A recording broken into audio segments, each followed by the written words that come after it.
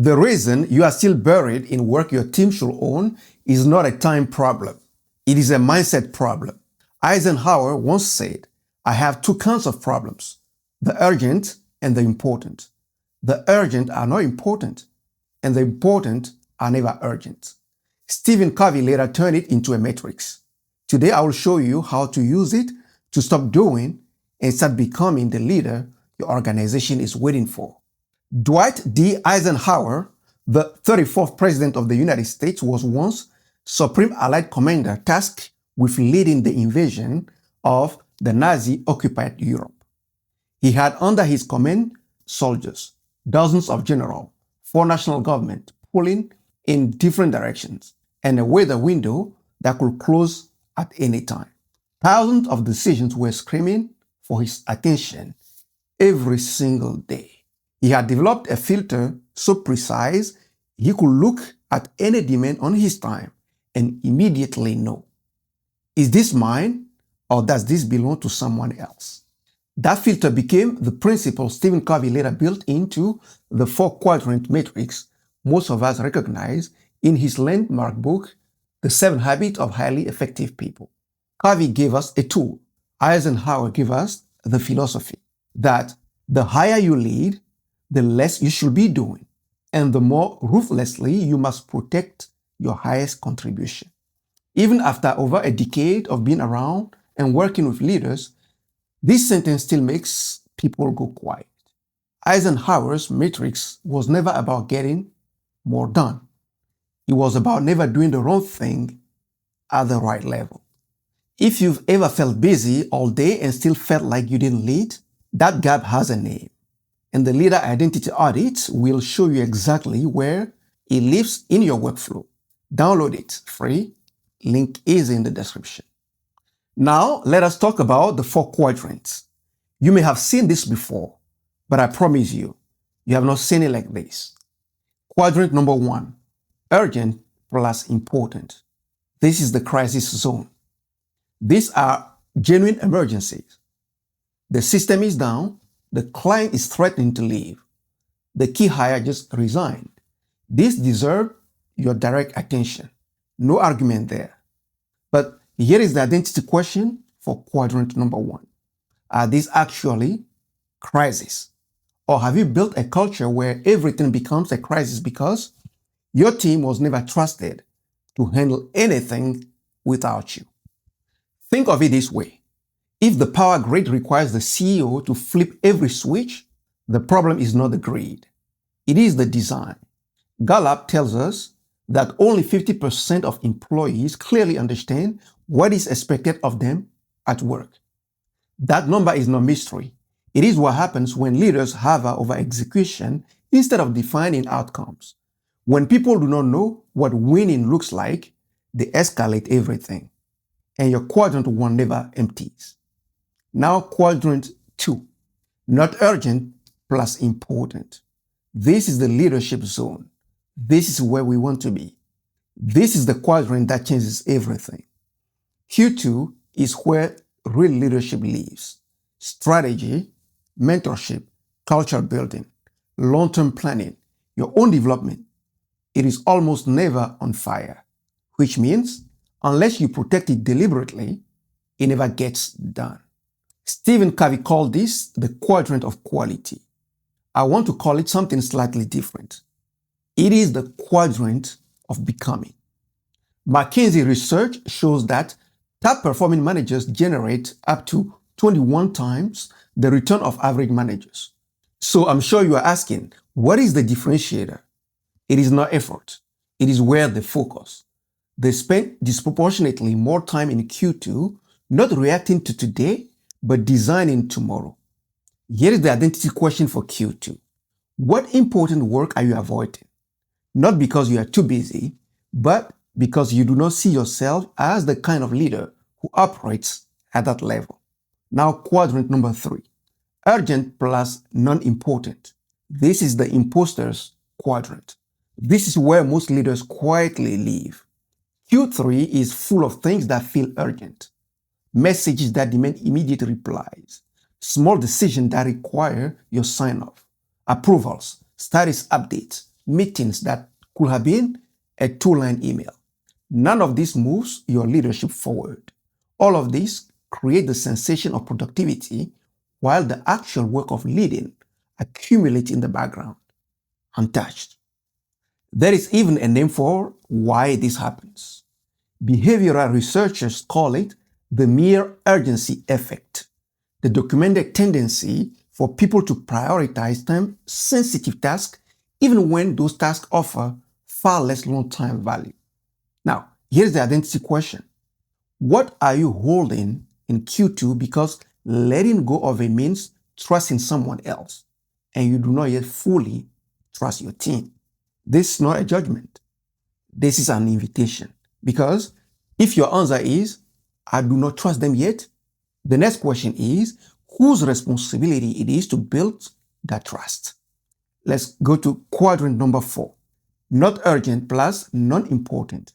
This is where the noise lives. You want to avoid this as much as possible. This is the easiest to understand and the hardest, honestly, to audit. Because Q4 often disguises itself as rest, scrolling during work hours, reorganizing folders no one will open, sitting through a meeting that did not require you. The identity question here is one most people don't expect.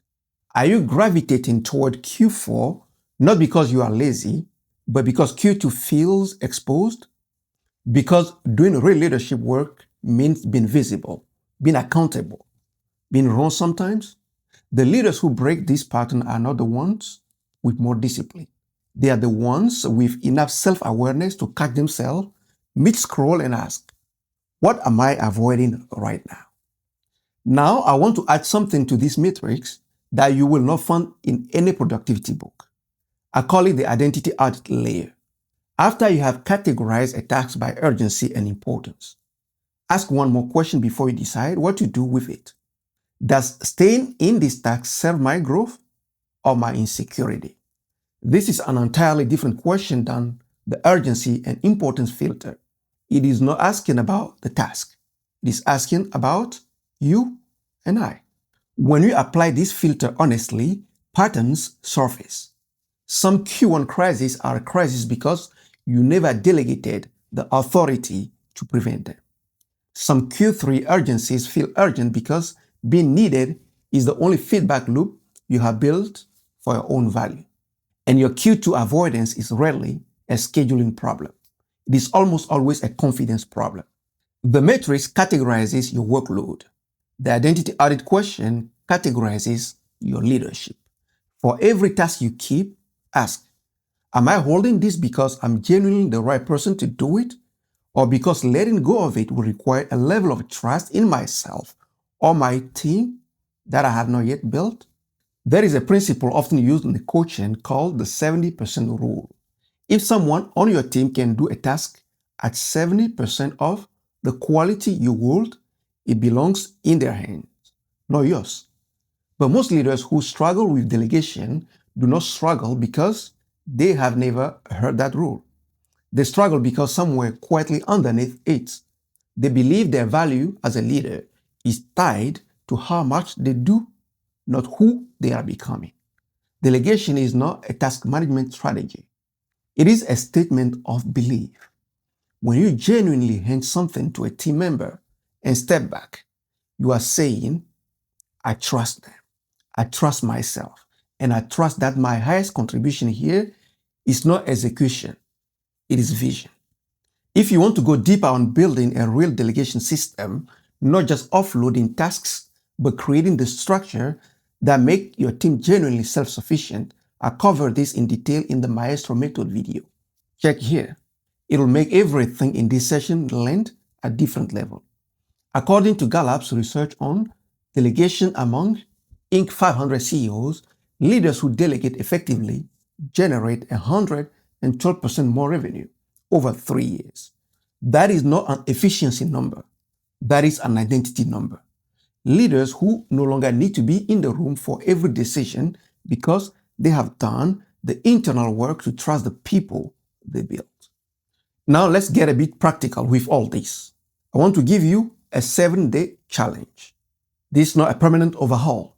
just 7 days. For 1 week, protect 10 hours for Q2 work only. Not the stolen minutes at the tail end of a meeting, nor whatever is left after Q1 burns through your morning. 10 blocked and non-negotiable hours. During those 10 hours, you do one of 3 things. You work on strategy, you invest in your people's growth, and you work on your own development as a leader. Nothing else qualifies. At the end of the week, do not measure what you've accomplished. Measure how you feel. Because leaders who consistently operate in Q2 do not just get more done. They start to see themselves differently. They begin to identify as architects rather than operators. And that shift in self-perception is what drives everything else. Here is the clearest reframe I know for the transition from operator to visionary. Simon Sinek built his entire leadership philosophy around the power of why. The idea that great leaders start with purpose before process, and that the clarity of why is what separates movements from mere activities. That principle maps directly onto how you should think about your role in every piece of work your team touches. As the leader, your job is to own the why and the what. The how belongs to the team entirely. The why is the mission. Why does this work matter? What changes because we do it well? The what is the outcome. What does success look like when this is done? What does done actually mean? The how is the execution. And if you have hired well and invested in your people, the how is theirs. Every minute you spend inside the how is a minute you are stealing from the why. Eisenhower did not tell Patton which roads to take. He told him what grounds to hold and why it had to be held. That is vision leadership. That is Q2 in real life. Before inserting yourself into any execution decision, ask, have I made the why clear? Have I defined the what? If yes, get out of the how. The most common fear leaders carry about letting go is this. How will I know when something is going to go wrong before it is too late? The answer is not to stay in the room.